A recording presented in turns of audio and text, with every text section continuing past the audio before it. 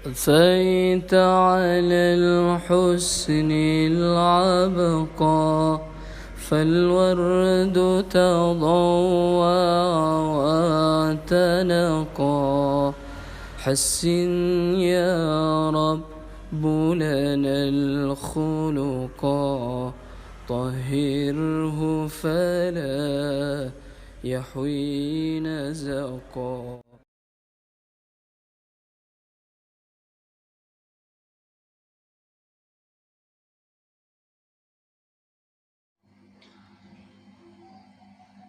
Bismillahirrahmanirrahim. Assalamualaikum warahmatullahi wabarakatuh. Alhamdulillahi rabbil alamin. Wabihi nasta'inu ala umurid dunya waddin. Assalatu wassalamu ala ashrafil anbiya'i wal mursalin Sayyidina wa habibina wa maulana Muhammadin wa ala alihi wa ashabihi ajma'in, amma ba'du.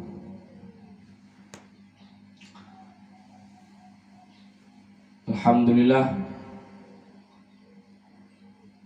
pada kesempatan kali ini kita akan melanjutkan tentang metode membaca Al-Quran yang kami gunakan, metode praktis at-tanzil, sampai pada halaman berikutnya. Pengenalan yang pertama, kita kenalkan halaman di atas. Jadi ini halaman 13. Setelah itu pengenalan huruf-huruf yang tidak berharokat itu sin, ain, fa, shad. Disuruh diikuti. Ini sin, ain, fa, shad. Meskipun tidak ada penekanan. Intinya yang harus dikenalkan adalah huruf-huruf yang di atas garis potong-potong atau di atas garis putus-putus. Kalau yang ini namanya sa, ini namanya sa. Setelah itu baru boleh langsung ditunjuk ke bawah untuk praktek sa, atau langsung pada huruf berikutnya. Kalau yang ini namanya a, namanya a. Terus dua huruf ini betul-betul difahamkan dulu kepada anak didik. Sa, a, sa, dan begitu seterusnya. Baru setelah itu dirasa cukup, maka pendidik mempersilahkan anak didiknya untuk membaca kolom praktek yang ada di bawah garis putus-putus itu, dengan tetap mengawasi. Jika ada yang salah, maka dirangsang. Setelah dirasa cukup, maka pengenalan halaman di bawah garis paling bawah tidak ada penekanan. Ini 10, 11, 12. Ini apa? 10, 11, 12. Cukup begitu. Dirasa cukup, maka diperkenankan untuk pindah ke halaman berikutnya. Ini namanya halaman 14. Keesokan harinya atau pada saat itu juga. Yang ini huruf sin, ain, fa, shad, tanpa ada penekanan. Baru setelah itu pengenalan dua huruf di atas garis putus-putus. Kalau yang ini namanya fa, tanpa dibaca panjang. Fa, ini namanya fa. Langsung ke huruf setelahnya boleh, Ini namanya shad. Ini namanya shad. Betul-betul difahamkan dua huruf ini. Kalau dirasa cukup, maka anak didik dipersilahkan untuk membaca huruf-huruf yang telah disediakan di bawah garis putus-putus.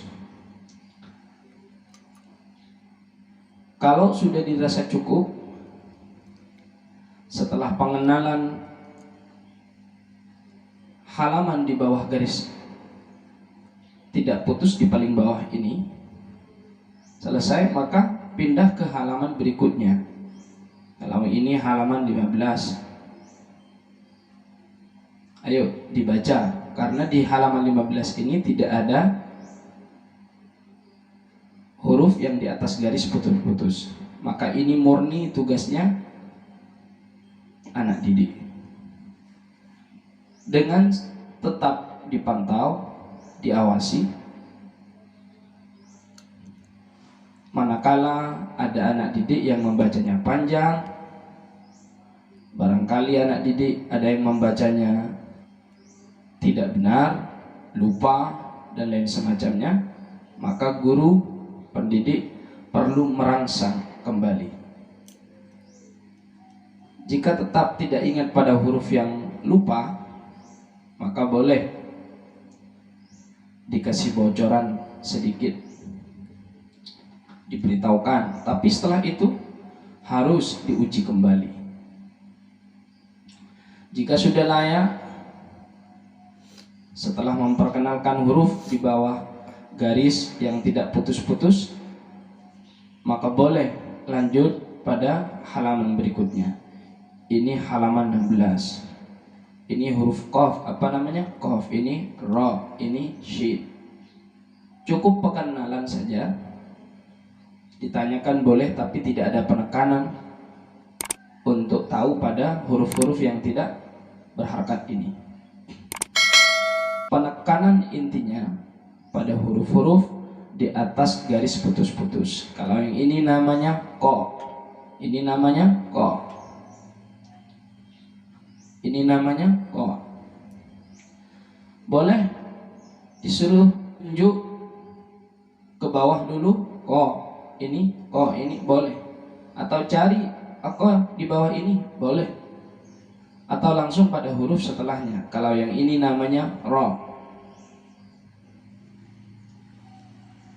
dirasa cukup, maka selanjutnya anak didik membaca tanpa ada bantuan dari pendidik, hanya bisa mengawasi, tidak boleh membantu. Sudah dianggap cukup, maka pengenalan halaman di paling bawah ini. Setelah dianggap baik dan dirasa sangat cukup, sudah faham, maka pindah ke halaman berikutnya. Kalau ini halaman 17,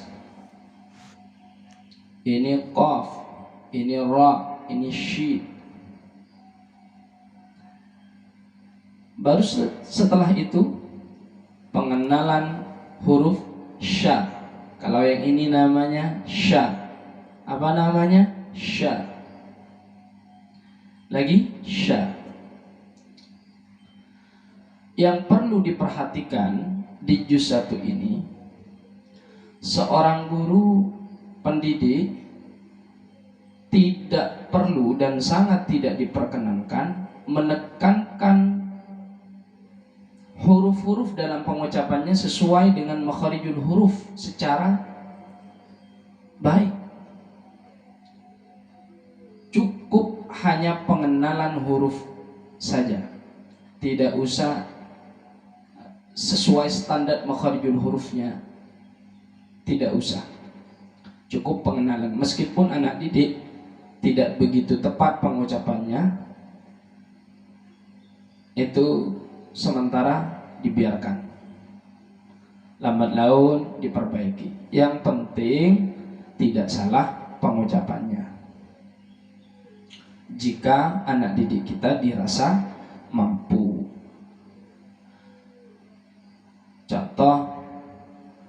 ini sya. Kalau mampu pengucapannya sya. Kalau misalnya lebih turun sedikit sa, itu boleh saja.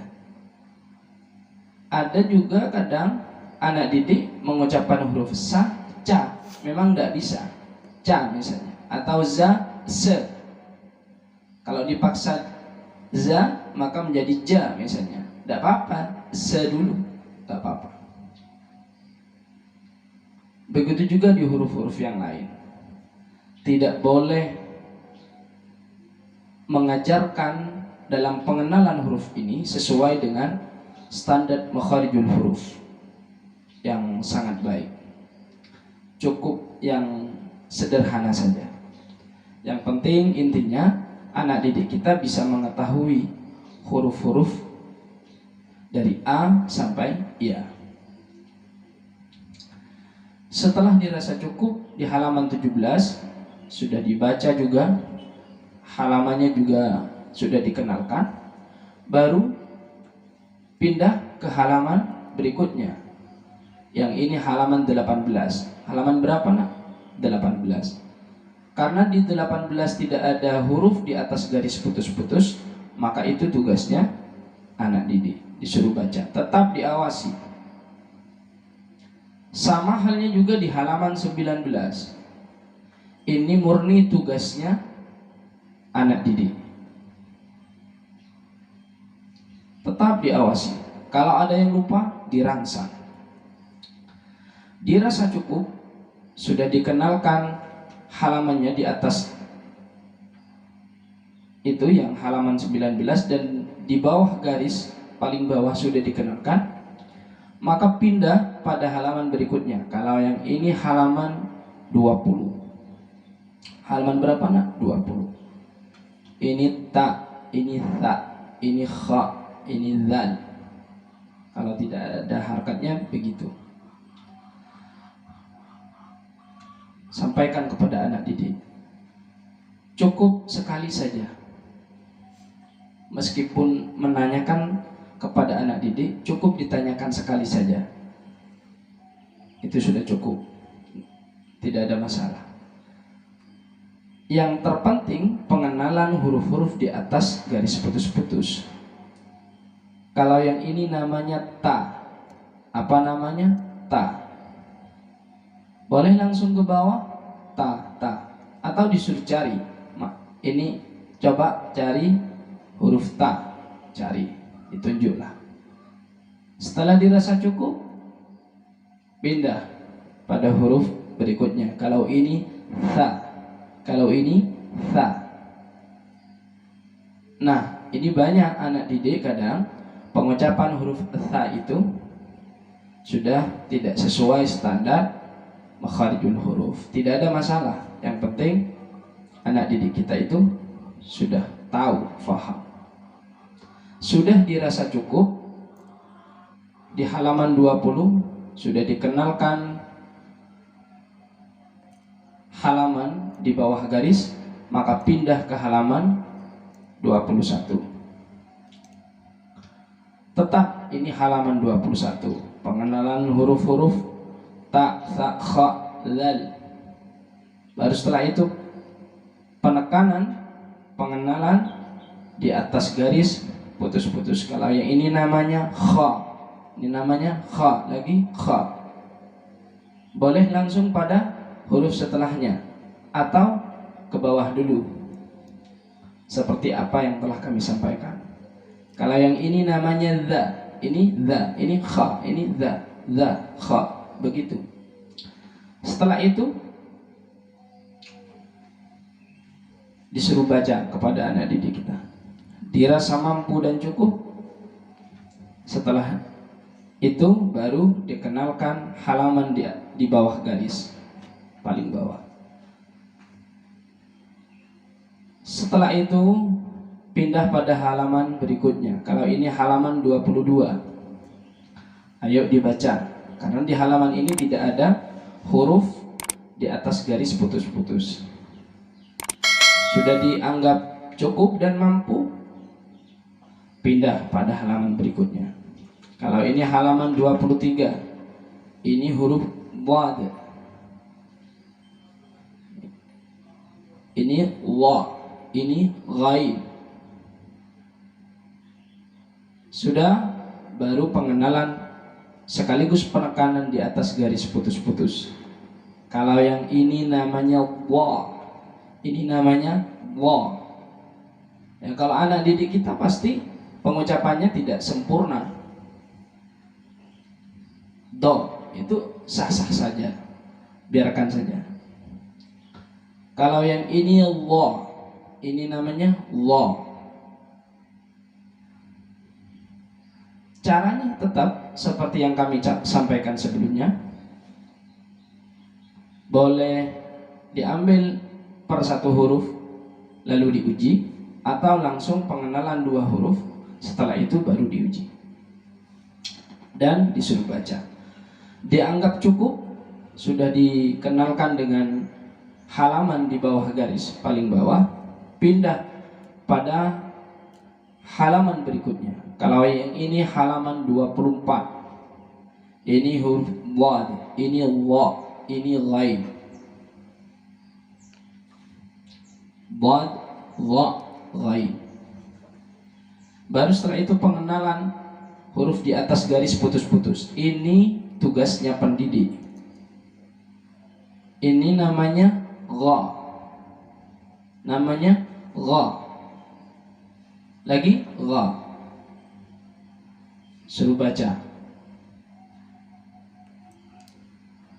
Sudah dianggap cukup dan sudah baik, anak didiknya juga bagus dalam membacanya, baru pindah ke halaman berikutnya. Setelah di halaman 24 pengenalan semuanya sudah selesai, termasuk halaman, baru pindah ke halaman 25. Ini halaman 25. Halaman berapa nak? 25. Disuruh baca. Ini tugasnya anak didik, karena tidak ada huruf di atas garis putus-putus. Dirasa cukup, maka dikenalkan halaman di bawah garis.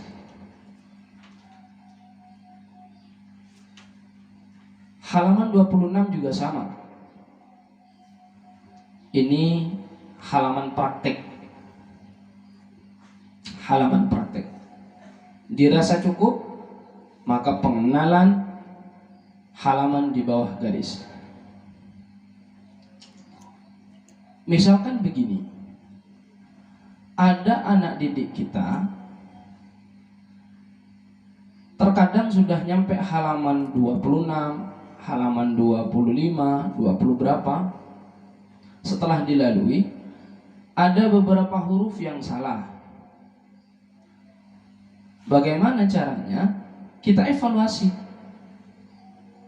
Boleh mengevaluasi di At-Tanzil, di Al-Quran At-Tanzil ini, metodenya di metode yang seperti ini boleh. Dan boleh kita menggunakan alat peraga, papan tulis. Ini juga sangat baik, sangat membantu. Pendidik harus teliti. Pendidik harus bisa memahami sebatas mana kemampuan anak didik kita. Pendidik harus tahu dan bisa memahami kelemahan-kelemahan yang dimiliki oleh anak didik, sehingga lebih mudah bagi pendidik untuk mengevaluasi.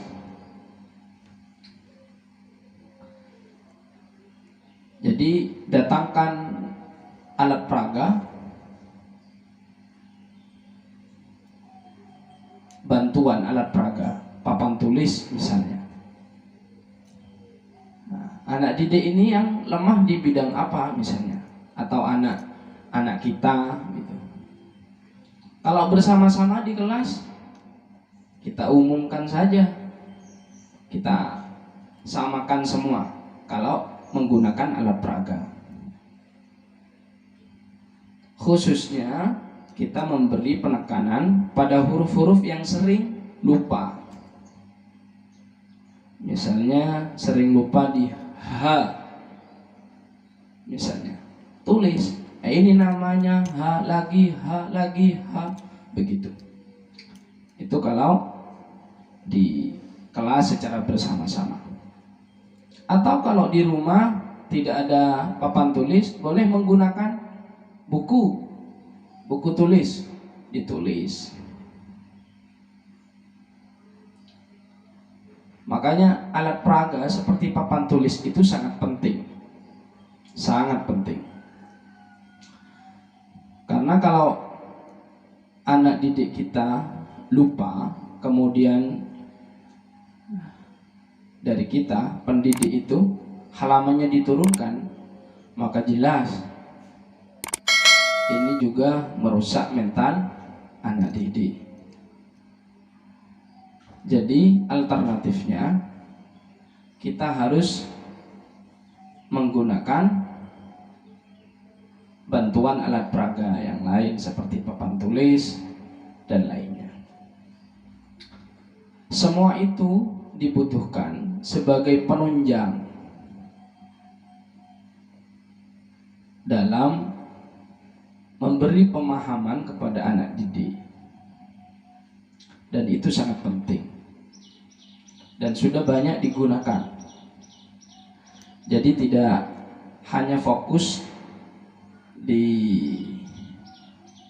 metode at-tanzil yang telah disediakan ini, pendidik sangat boleh dan sangat perlu menggunakan alat peraga seperti papan tulis atau lainnya. Ini mungkin yang bisa kami sampaikan pada kesempatan kali ini. Assalamualaikum warahmatullahi wabarakatuh.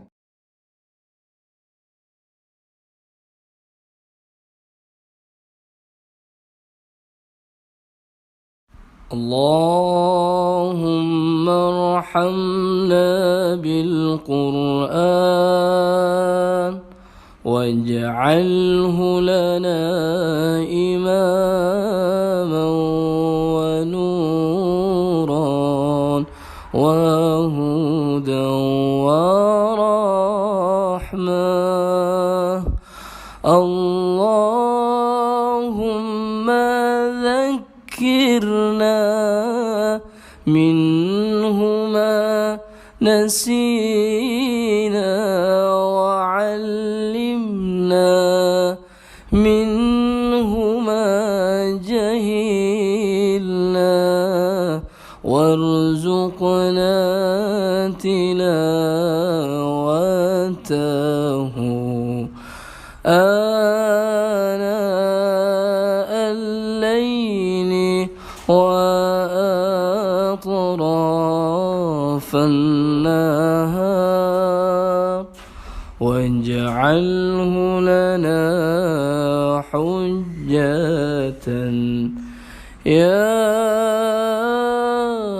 رب العالمين.